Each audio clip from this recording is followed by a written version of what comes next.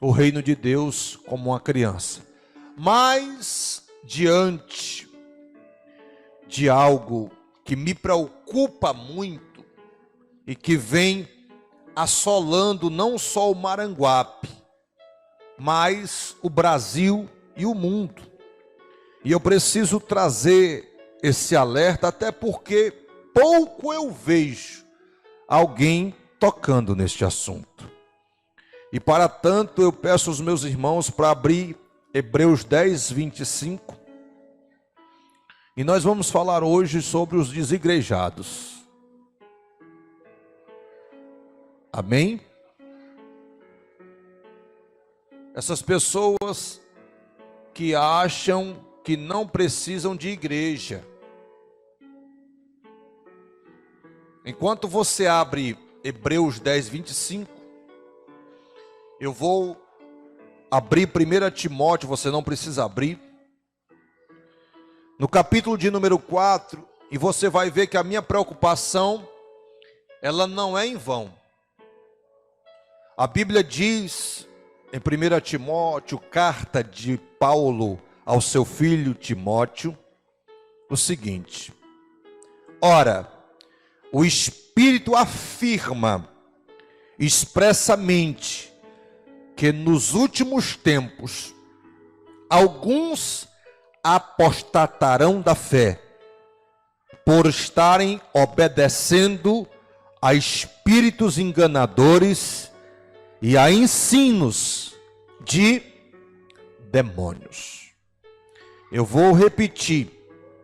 Eu peço aos meus irmãos que estejam aqui agora. Não é a atenção para mim, não. A autoridade máxima neste lugar não sou eu. A autoridade máxima aqui é a palavra. E não é para mim que você deve, quem sabe, render respeito, mas é a palavra. Até porque a minha e a tua vida dependem desta palavra. Vamos ler de novo. Ora, o Espírito afirma expressamente que nos últimos tempos, quem crê que está vivendo os últimos tempos, levanta a mão e dá glória a Deus.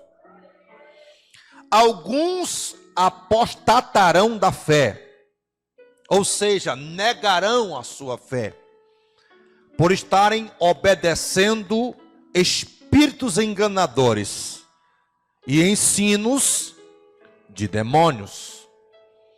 E aí, querido, essa preocupação, ela permeia o meu coração, porque de repente as pessoas estão chegando ao seu próprio entendimento de que não precisam de igreja, não precisam de pastor, não precisam de uma cobertura espiritual.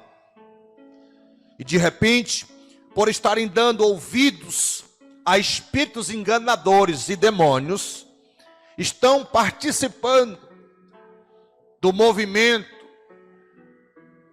do entendimento, da ideia de que podem servir a Deus em casa.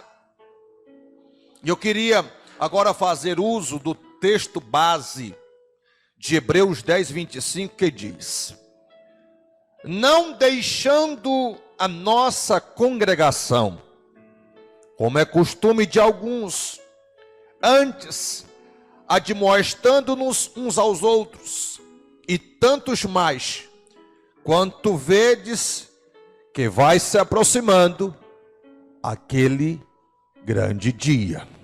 Amém, querido? Quanto mais, quando estamos observando que mais perto está o dia da volta do nosso Senhor Jesus, nós estamos aí vendo. E eu vou usar um termo, e permita-me, aos meus amados irmãos, é um termo chulo, mas eu peço perdão. Quanto mais vemos a esculhambação que estamos contemplando no segmento gospel ou evangélico. E nós vamos aqui, irmãos, trilhar um caminho para que eu e você não sejamos presos por essa doutrina amaldiçoada de que nós não precisamos de igreja. Então vamos lá. Quem são os desigrejados? Por que são? O que pensam? Como vivem?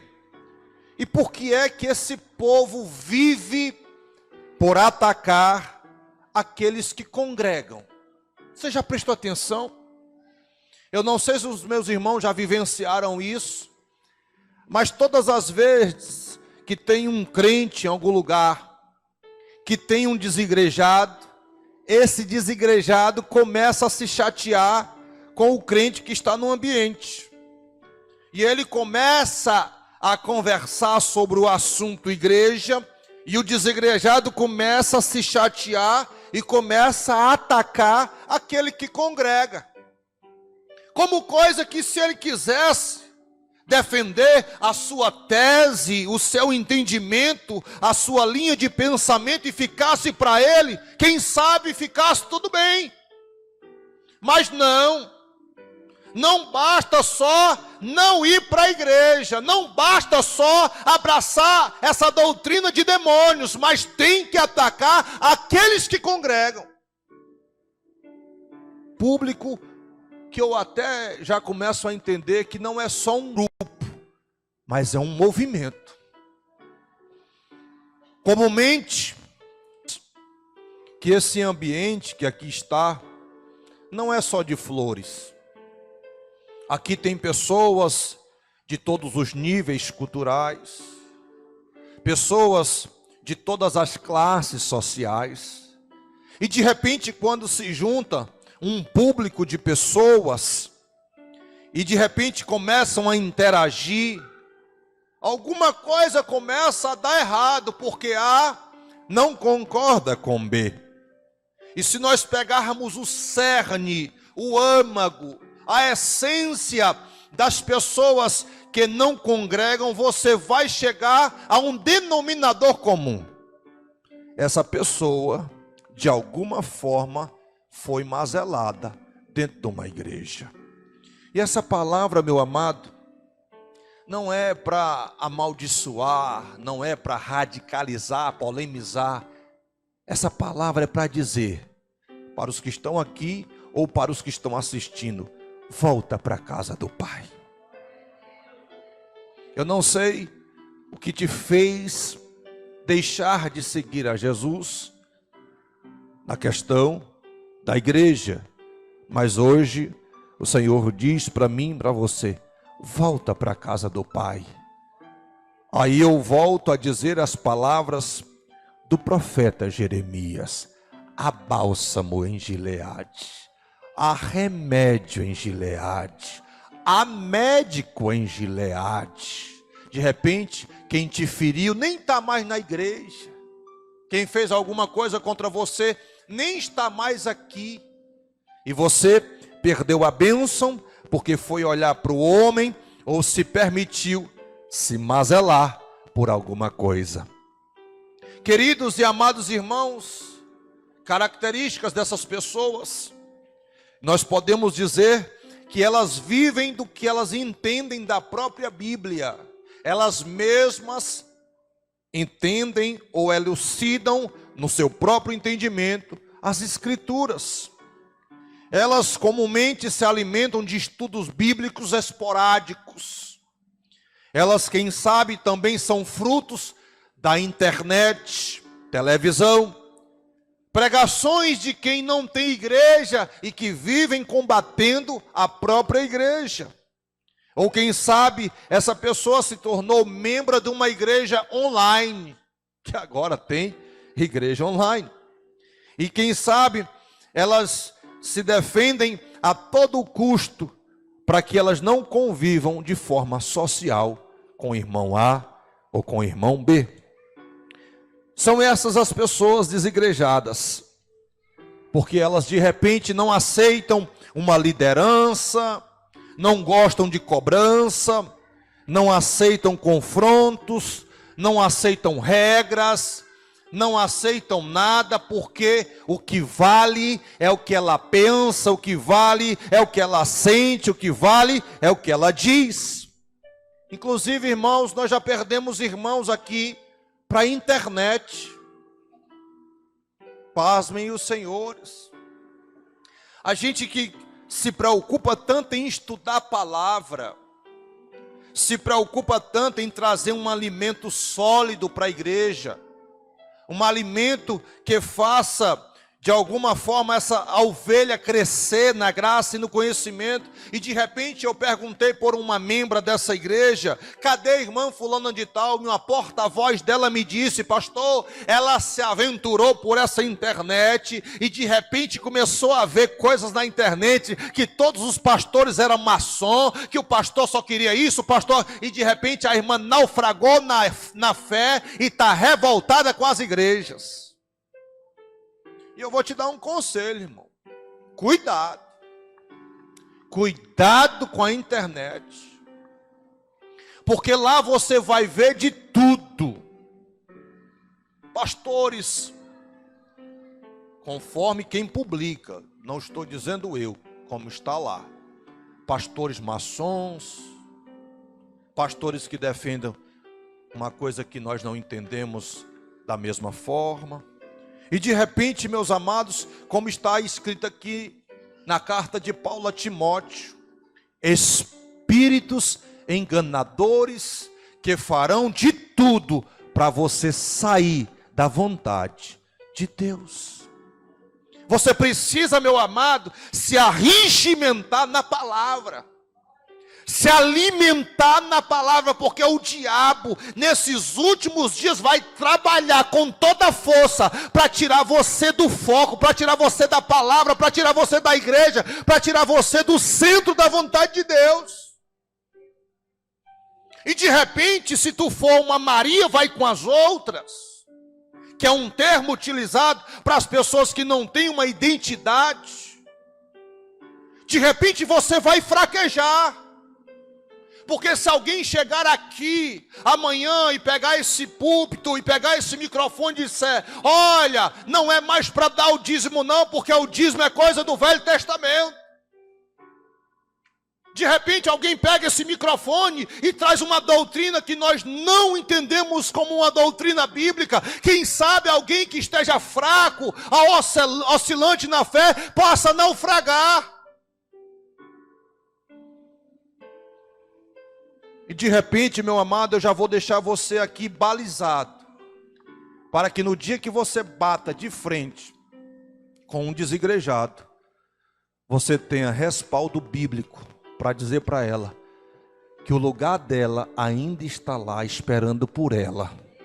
E que ao invés dela tentar te tirar da igreja, você vai dizer: não, você é que vai voltar para a igreja comigo, com as minhas mãos, dando as tuas mãos às minhas, em nome do Senhor Jesus. Porque vira e mexe, meu amado, nós batemos de frente com esse público, pessoas revoltadas que vivem por atacar e perseguir aquele que congrega. Querido e amado irmão, essa noite, em nome do Senhor Jesus, eu quero dizer para você que você é um herói. É uma pessoa que conseguiu se consolidar na pessoa bendita do Senhor Jesus e que tem o hábito, o costume de servir ao Senhor, congregando na casa de Deus.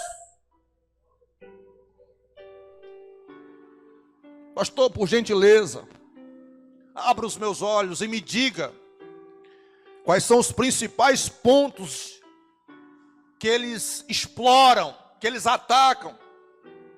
A igreja é formada por homens. Esse é um dos principais pontos. Aquilo ali é formada de homens. Ninguém, pastor, sabe mais quem é crente e quem não é. A igreja, pastor, perdeu a essência. Hoje, a igreja parece mais uma empresa. Tem CNPJ, tem até gente que trabalha de carteira assinada, pastor. Pastor, O dízimo é coisa do Velho Testamento. Pastor, deixa de besteira, porque a igreja sou eu. Eu não preciso estar dentro de uma igreja. Eu não preciso estar obedecendo um pastor, um ancião, um líder. Eu não preciso estar enfurnado como coisa que eu também já ouvi. De uma irmã que congregou nessa igreja, que eu encontrei com ela na fila de um banco, eu perguntei: irmã, cadê você que eu não vejo mais na igreja? E ela se chateou, porque é cultura nesse Maranguape. Ninguém pode reclamar, ninguém pode fazer nenhuma observação, ninguém pode exortar, que a pessoa se zanga. E de repente ela olhou para mim e disse: olha, pastorzinho, eu tenho certeza que eu sou muito mais santa do que certas pessoas que estão lá na tua igreja, que estão lá terça, quinta e domingo. De repente as pessoas começaram a se envolver no entendimento de que pode viver sem estar congregando. Eu vou começar aqui, meus amados, com um breve relato de como os irmãos se reuniam nos tempos do Senhor Jesus. Na época do Senhor Jesus, já haviam templos, já haviam sinagogas, e os próprios irmãos se reuniam nos lares, como coisa que o pastor Enildo também está implantando no Ministério Maranguape, que são os cultos nos lares.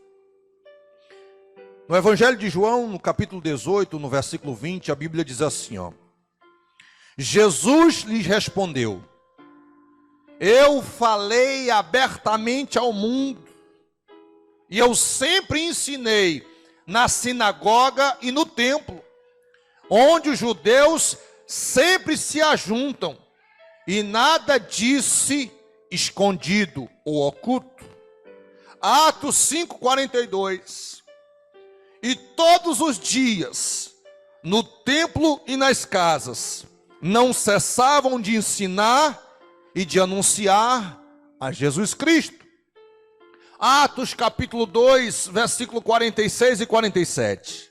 E perseverando unânimes todos os dias no templo, e partindo pão em casa, comiam juntos com alegria e singeleza de coração, louvando a Deus e caindo na graça de todo o povo.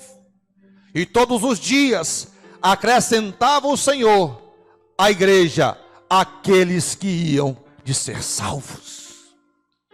Queridos, se faz necessário hoje eu abrir o teu entendimento através da palavra, para que ninguém te engane. Quando a Bíblia fala igreja, ela está falando da igreja invisível. A igreja católica, pastor, pelo amor de Deus. Católica, pastor. A palavra católica significa universal. Universal, pastor, do Bispo Macedo, não. A igreja mundial. Pastor, do Valdemiro, não. A igreja como um todo. A igreja invisível. A igreja organismo. E eu fiz questão de procurar ver a definição da palavra organismo, pedindo emprestado um conselho à própria biologia. E a palavra organismo, segundo a biologia, nada mais é do que o conjunto de órgãos que constitui um ser vivo. De repente, meus amados, a nossa junção, o meu corpo com o teu corpo, se dá a um corpo só, chamado Igreja do Senhor. Querido e amado irmão, igreja não é prédio, igreja não é templo, igreja não é espaço físico, igreja não é conjunto de tijolo, ou muito menos tendas. Eu vou fazer aqui uma breve comparação. Se o dono desse prédio, de repente, endoidar e dizer: pastor Anildo, eu quero o prédio. Eu pergunto para o meu irmão: ao sair desse prédio, você deixa de ser igreja? Sim ou não? Não. O que constitui igreja não são essas paredes, não são os ventiladores, os ar-condicionados, o teclado, o som. O que constitui que aqui é uma igreja sou eu e você. De repente o homem toma o prédio e a gente resolve fazer o culto aí nesse meio desses matos. A igreja do Senhor estará cultuando a Deus como igreja. Querido, amado, eu estou querendo dizer aqui esta noite que se eu e você aprendermos o que é ser igreja, pode ter certeza que você vai compreender o que a palavra diz, que as portas do inferno não prevalecerão contra a minha igreja. E se essa concepção, que eu sozinho sou igreja, eu vou ser obrigado a rasgar da minha Bíblia 1 Coríntios, capítulo de número 12. As pessoas abrem a boca com tanta autoridade, como se essas pessoas conhecessem a Bíblia. Eu sou igreja, pastor. É mentira. Eu peço a você, meu amado irmão, para abrir comigo 1 Coríntios capítulo 12, para que nós venhamos aqui, à luz da palavra, provar que uma pessoa sozinha não é igreja. Eu vou esperar você abrir.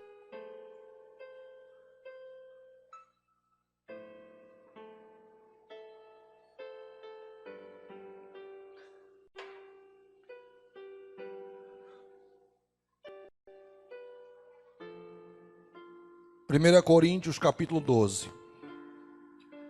Vamos começar aqui com o versículo 14, que diz: o corpo não é composto de um, porque também o corpo não é composto só por um, mas muitos. Agora vamos para o 15 ao 20. Se porventura o pé disser: por que eu não sou mão? O pé não é do corpo? Não será por isso do corpo? Se de repente eu tirar o pé e ficar sem o pé, o corpo permanece ou não permanece? Mas o pé, ele morre. Querido e amado irmão, vamos continuar a leitura. Se o ouvido disser: por que eu não sou olho? Não pertence ao corpo, nem por isso deixará de fazer parte do corpo. Se todo o corpo fosse olho, aonde é que estaria a audição? Se todo o corpo fosse ouvido, aonde é que estava o olfato? De fato, Deus dispôs cada um dos membros no corpo, segundo a sua vontade. Se todos fossem um só membro, aonde é que estaria o corpo?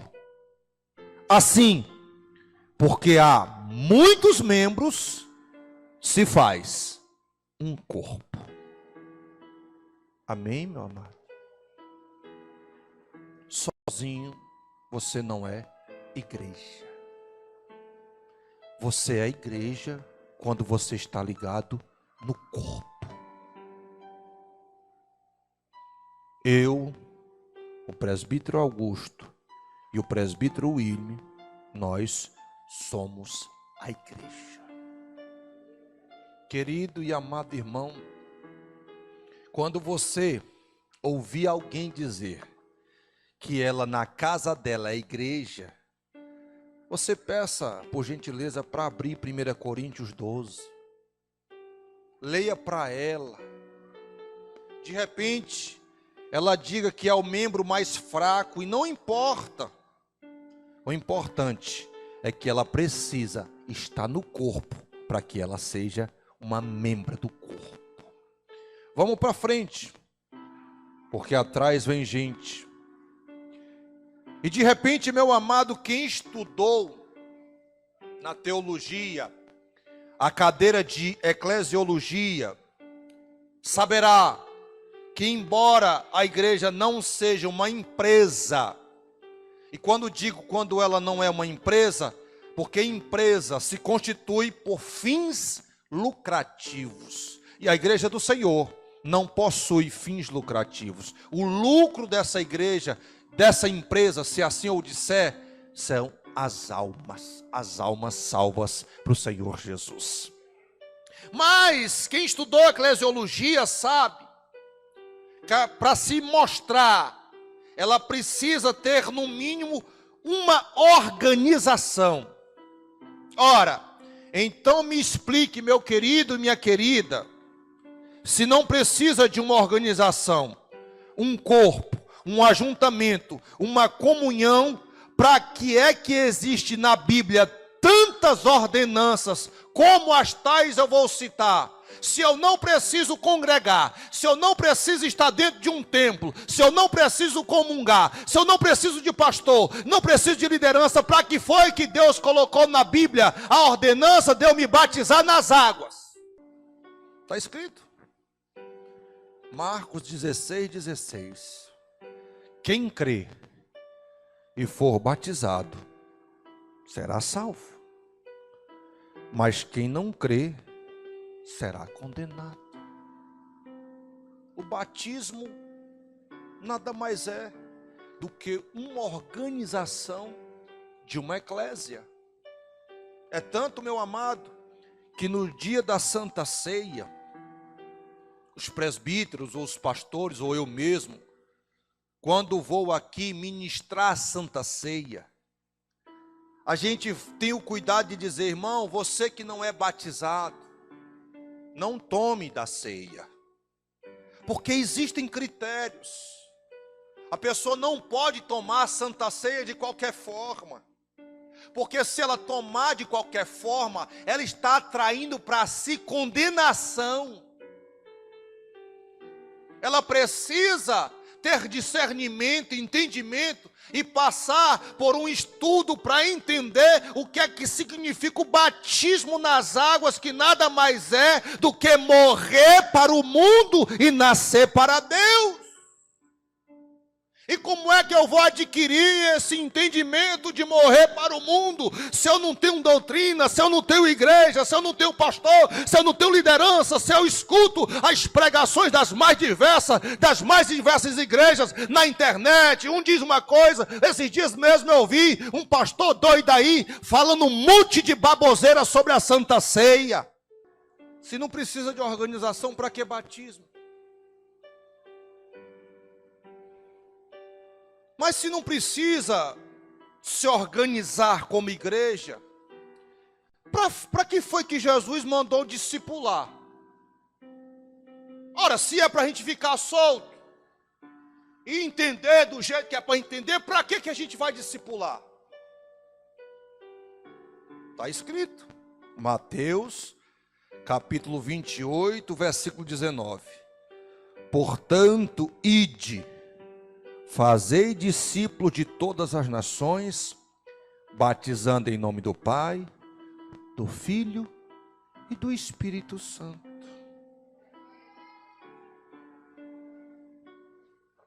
Eu faço mais algumas perguntas, você fica à vontade para crer ou descrer.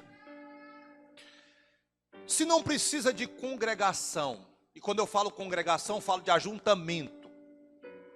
Se não precisa de uma organização, de um ajuntamento, de uma congregação, para que foi que Jesus disse que se encontrasse alguém pecando e essa pessoa não se arrependesse, ela fosse excluída? Agora foi que eu não entendi mais nada.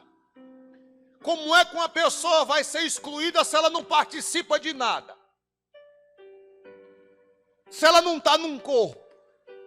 Se ela está na casa dela, ela vai ser excluída de quê? Como diz a igreja católica, excomungada, fora da comunhão.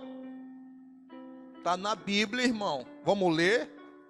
Mateus capítulo 18, versículo 15 ao 17. Se o teu irmão pecar contra ti, vá e a sós com ele, mostre-lhe o erro. Se ele ouvir, você ganhou o irmão.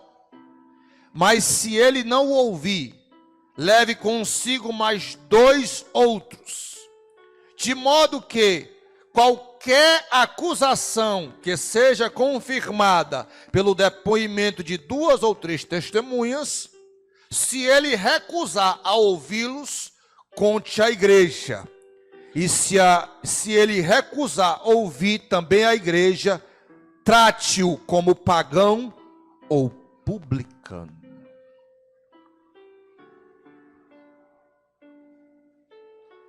Eu congreguei numa igreja que o pastor me contou que um colega pastor excluiu 20 membros de uma chibatada só. Irmãos que estão no meio da igreja, que não quer compromisso com Deus, não quer compromisso, ficam só baldeando, fornicando, fazendo coisas erradas. O pastor tomou uma decisão que a princípio parece ser radical, mas em nome do corpo, para não destruir o corpo, precisou ceifar alguns membros. Eu pergunto, meus amados irmãos, se nós nascemos para não nos ajuntarmos, para que foi que Deus inspirou o apóstolo Paulo para ele separar, ou ungir, ou constituir presbíteros e diáconos? Se são funções, pastor Augusto, pastor William, funções estritamente congregacionais. Presbítero, o bispo, ou pastor congregacional, pastor do templo, da igreja. Diácono, servidor, serviçal, mordomo. Assim como em Atos capítulo 6, havendo ali uma celeuma por conta das viúvas, os apóstolos atribulados e as viúvas reclamando porque os discípulos estavam dando mais cestas básicas para umas e deixando outras desassistidas. Eles disseram: rapaz, cabe-nos ficarmos no ministério da palavra, instituamos aqui diáconos para esse negócio. Eu pergunto, meu irmão, se não existe organização, se não existe uma eclesiologia, se não existe fundamentação para nós estarmos reunidos aqui, para que foi que Paulo disse que se alguém tivesse doente, chamasse os presbíteros e orasse por ela? Tiago capítulo 5, versículo 14. Tem alguém doente aqui?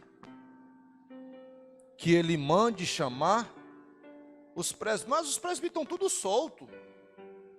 Ora, se não tem ajuntamento, não tem unção.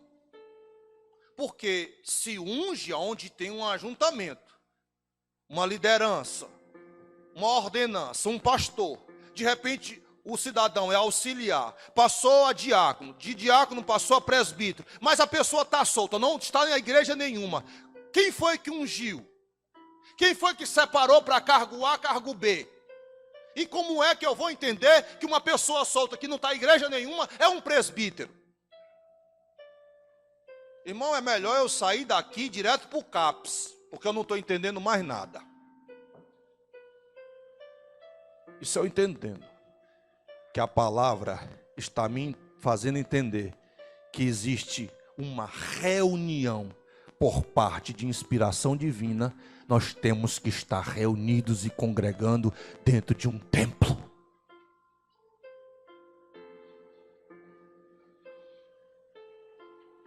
Embora muitas pessoas queiram se auto-justificar, dando explicações espúrias, ou quem sabe manchada de mágoas ou feridas, Deus nos trata Através da liderança.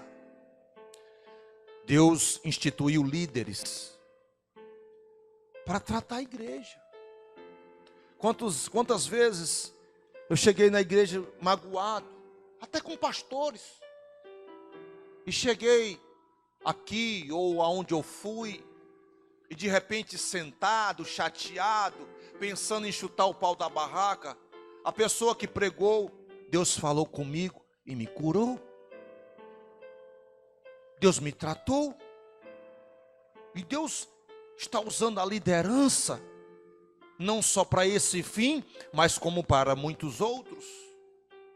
Um dia desse eu recebi uma ligação, e uma pessoa disse: pastor, o senhor pode vir para o velório de uma pessoa da minha família?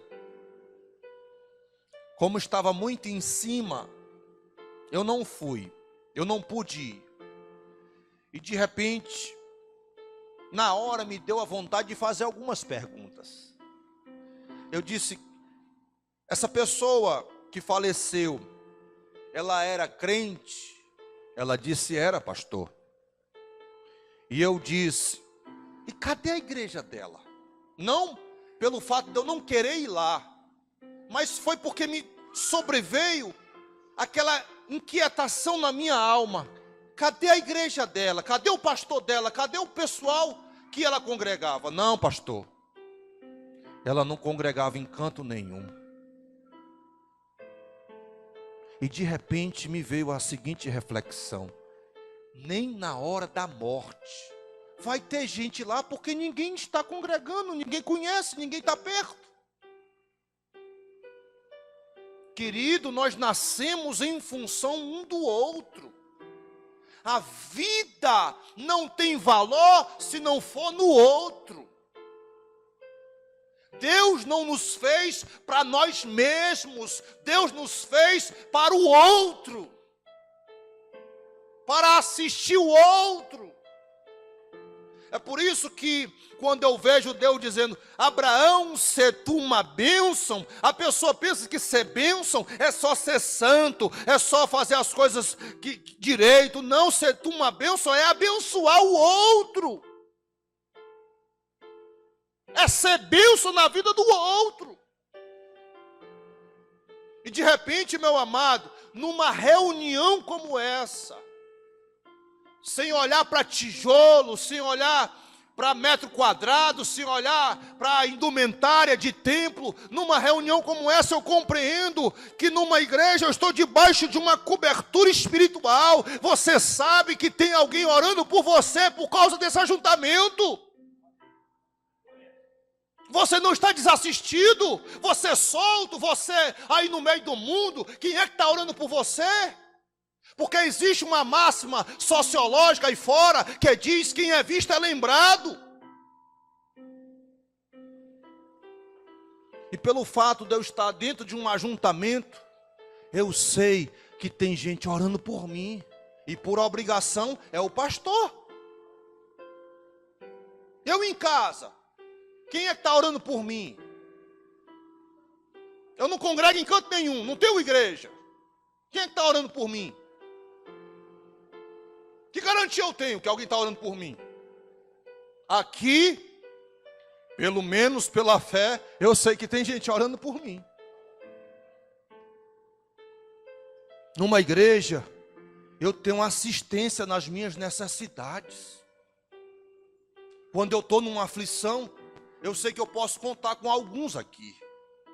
Por quê? Porque eu estou no meio desse ajuntamento.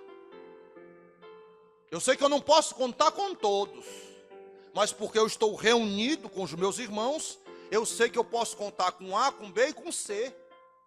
Por quê? Porque eu estou inserido num corpo. Numa igreja, eu sei que posso desenvolver os meus dons, os meus talentos e os meus serviços, porque foi para isso que Deus me fez, para edificar o corpo. Todos aqui, sem exceção, têm dom e têm talento. Nenhum aqui está desprovido de dom e de talento. Pastor, e qual é o meu? Vá orar. Vá buscar a face do Senhor. Vá buscar revelação. Quando eu cheguei na igreja, eu não sabia o que é que Deus queria comigo. Eu pensava uma coisa, foi outra. Mas eu sabia que Deus tinha algo comigo, como hoje está ratificado debaixo do sangue do Senhor Jesus. Você não está aqui, irmão, simplesmente a ermo, está aqui por coincidência, porque não tem outra coisa para fazer, porque de repente, por uma conveniência de amigo, você sentou aqui, não. Você está aqui para um propósito maior na mão do Senhor. Quantas vezes nos reunimos e de repente no momento de oração, Deus usou pessoas aqui que muitas vezes alguém olha para ela e não dá nada, e de repente Deus deu revelação tremenda para essa pessoa, porque estamos juntos. Quando a gente vai fazer uma fogueira, eu não sei você, talvez exista outro método, né? Alguém bota um pedaço de pau aqui, outro bem acolá, outro bem acolá, o fogo pega? Hã? Pode até pegar. Mas qual é a regra? É juntar madeira. Juntando na madeira, o fogo pega melhor. Pega mais rápido. E você é essa madeira que está juntada aqui, ó. Quando o fogo desce do céu, que pega, o nome do Senhor é glorificado. E tudo isso se deve a esse ajuntamento que pessoas não valorizam, pessoas acham que é besteira ter pastor, acham que é besteira ter uma liderança, acham que é besteira ter uma igreja. Numa igreja, meu amado, eu sou consolado. Quantas vezes eu cheguei aqui, papai falou comigo e eu chorei. Quantas vezes eu precisei de uma palavra. Às vezes até mesmo na porta, Deus já me pegou na porta. Num lugar, numa reunião como essa. Quantas vezes nós não saímos daqui revigorados na presença do Senhor. Ah, pastor, mas na minha casa eu oro. Não é do mesmo jeito não, meu irmão. Ah, mas quando eu faço isso, não é a mesma coisa não, meu irmão. Numa igreja, eu sou considerado vaso de honra. Aqui Deus ama todo mundo do mesmo modo. Numa igreja, num ajuntamento, Deus olha para cada um de forma especial. Não adianta a gente, enveredar por caminhos de doutrina, de demônio, porque essa igreja, irmão, eu te dou um conselho em nome do Senhor Jesus, baseado no entendimento que eu tenho de Cristo. Se essa igreja não está boa para você, meu amado, se você não se alimenta, se o Espírito Santo não fala com você, se a palavra não penetra no teu coração, eu te dou um conselho, não é demagogia, não é hipocrisia, não é falsidade, procura uma igreja para você. Procure, não morra aqui não, pelo amor de Deus. Não morra aqui. Procure uma igreja para você. Uma igreja que você se alimente, que você sinta a presença do Senhor, que você se sinta útil, que você se alegre. Que você não faça as coisas por obrigação, mas faça por amor, mesmo desgastado, cansado. Procure um lugar onde você sinta que Deus quer te usar.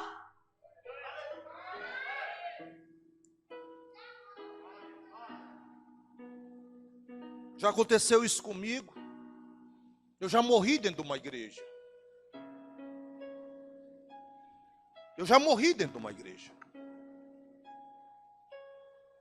Cheguei na porta da igreja, o pastor estava dizendo a seguinte frase: se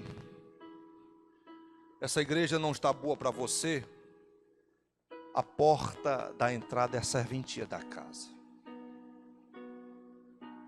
O louvor não me entrava mais, a palavra não me entrava mais, eu me sentia um peixe fora d'água.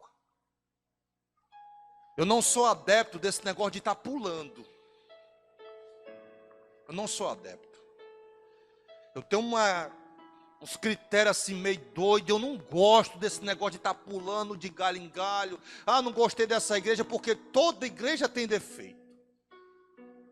Se você inventar de congregar aqui, você vai descobrir um bocado de marmota. Defeito do púlpito até a porta. Obreiro que não vem, obreiro que vem, obreiro que... Enfim. Mas de repente, não é fechar os olhos para isso. É entender que isso aqui é uma instituição feita por homens. Deus não escolheu anjos do céu para vir aqui, ó, encher a igreja aqui embaixo. Ó, vocês aí, pastor Anildo está precisando de uma igreja diferenciada, e essa igreja não vai ser feita por seres humanos, e vocês vão lá e componham as cadeiras. Cuidado com as asas, porque as cadeiras lá não guardam vocês direito, botem as asas direito, enfim. Cuidado quando for voar, o teto não é muito alto, enfim. Não. O Senhor quis compor a igreja de pessoas. E aonde tem gente, tem problema. Esse cidadão já foi pastor de igreja, esse aqui também.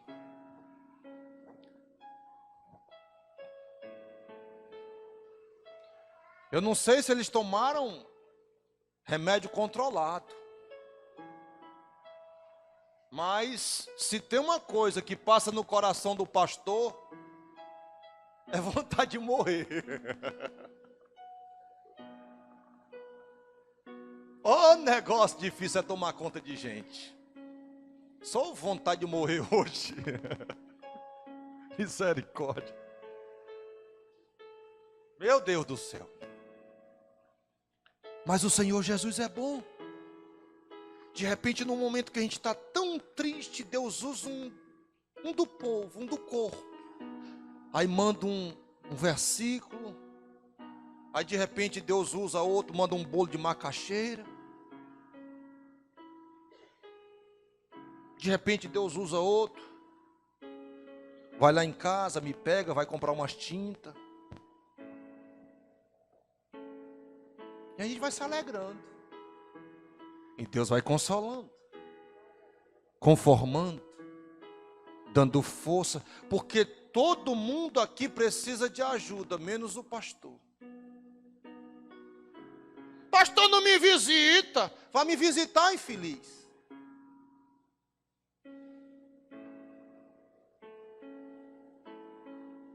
Vai lá saber se o Davi já acabou as fraldas dele. Se na minha despensa tem o que comer. Se eu já consegui pagar a luz, a água. Pastor, não desabafa não. Não diga isso não, que eu me zango. É igreja, meu irmão. E a igreja invisível, imaculada do Senhor está sendo guardada para aquele grandioso dia. A trombeta vai tocar, e não importa se é assembleia presbiteriana, batista, quadrangular, se é pentecostal, se é fria, se é geladeira, se não é, se dá glória, se não dá, se tem piano, se tem teclado, não importa, porque Deus vai tirar do meio de um povo um outro povo que vai morar com Ele eternamente para todo sempre. É igreja. Pastor, eu quero ir para uma igreja perfeita, então morra.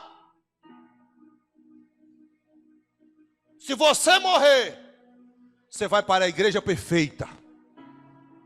Mas aqui embaixo, não tem. Para que é que eu preciso de uma igreja? Para me relacionar. É nesse relacionamento que a gente se entende, que a gente se morde, que a gente se perdoa, que a gente se ajeita. Irmão, é igual família. Ora, os próprios irmãos da família não se entendem. Imagina dentro de uma igreja. Esses dias agora, eu fui conversar com uma pessoa, e essa pessoa se zangou e saiu do Ministério Maranguape. E eu fui saber por quê. Não, porque nós não concordamos com algumas coisas do Senhor. Aí eu digo, cuidado para não se separar. Como assim se separar? Quem foi que disse que eu concordo com tudo da irmã Keila? E eu não estou com ela. Irmão, essa questão de concordância é complexa, para mim não dizer relativo, porque eu não gosto de relativismo. Às vezes, num ponto que eu divido, é uma área que Deus quer me tratar. Uma coisa que eu não gosto nesse pastor, mas Deus está usando para encher meu saco, para melhorar o meu temperamento, para melhorar a minha personalidade, para melhorar a minha santidade, para melhorar a minha temperança, para melhorar a minha longanimidade, para melhorar meu perdão. O meu ministério é o da lixa, é para encher tua paciência.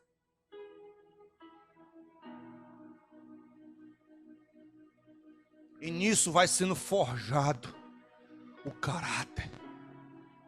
Quando Moisés saiu do Egito, tinha 2 seres humanos, que eram 2 pedras no sapato de Moisés.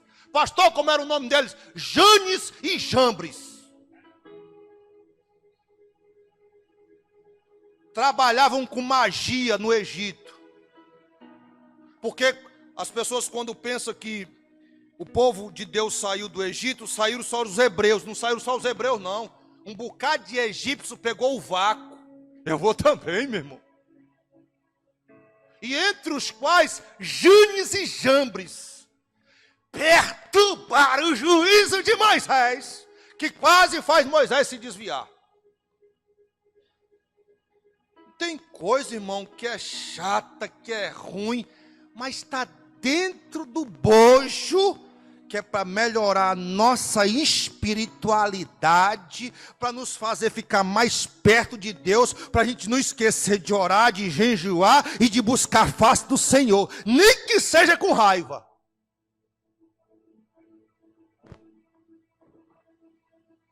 Para isso que serve o relacionamento. Numa igreja eu permito ser curado pelo Senhor.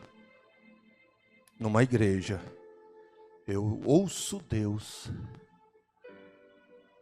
e sou canal de Deus. Aqui, irmãos, eu não quero me envaidecer, mas quantas vezes o Senhor já me usou. E no mesmo entendimento, quantas vezes Deus já usou pessoas.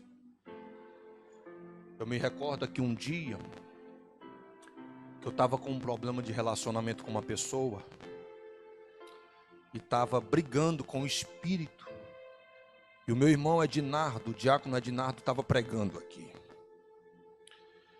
e uma graça sobrenatural estava sobre a vida dele, e ele pregando, e o Espírito disse para mim no momento do sermão: não permita que você chegue nem em casa, resolva logo. E eu sou desse jeito, irmão. Se eu ouvir o Espírito, pode ser o Lampião armado com faca, com peixeira. Se Deus mandar eu dar um abraço nele, nem que eu saia esfaqueado, mas eu dou. Se o Espírito mandar, pode ser quem for, eu gosto de obedecer. E o Senhor usou a boca do meu irmão, e eu tomei uma decisão, e o Senhor foi glorificado. Foi nessa reunião. Se eu tivesse ficado em casa, negócio de igreja, negócio de pastor, negócio de dízimo, esse negócio de dízimo é só para enriquecer o pastor, e eu nem estou rico. Faz 8 anos que eu estou aqui e nem enriquei, ainda estou esperando. Vinha falando com o pastor Augusto hoje, que uma das coisas que menos nós falamos aqui, em quase 2 horas e meia de reunião, é dinheiro. Se num bojo de 2 horas e meia nós falarmos 10 minutos de dinheiro, falamos muito. Você viu, ó. O cidadão que estava dirigindo o culto pregou. A irmã que foi dar o testemunho pregou. E agora o pastor que está pregando, pregou. O levita, que eu pago um absurdo para eles, só cantou um louvor aqui hoje.